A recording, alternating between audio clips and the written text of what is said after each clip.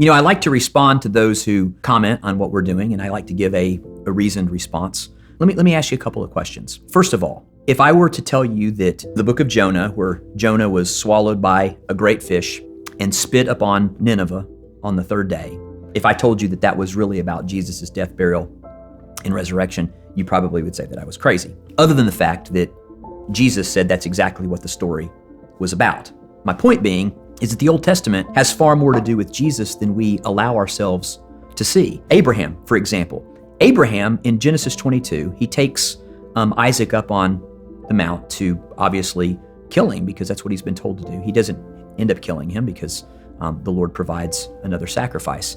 But we're told in the text, Abraham says, me and the boy will be back.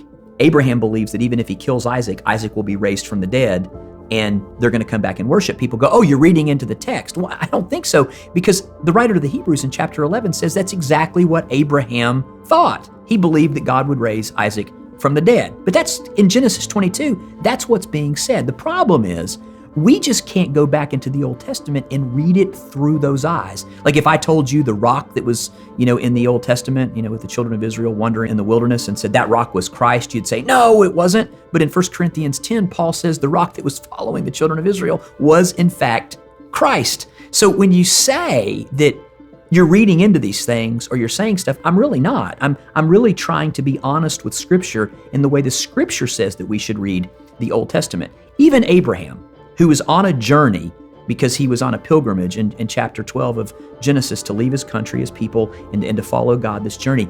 The writer to the Hebrews says that Abraham was actually looking for the heavenly city.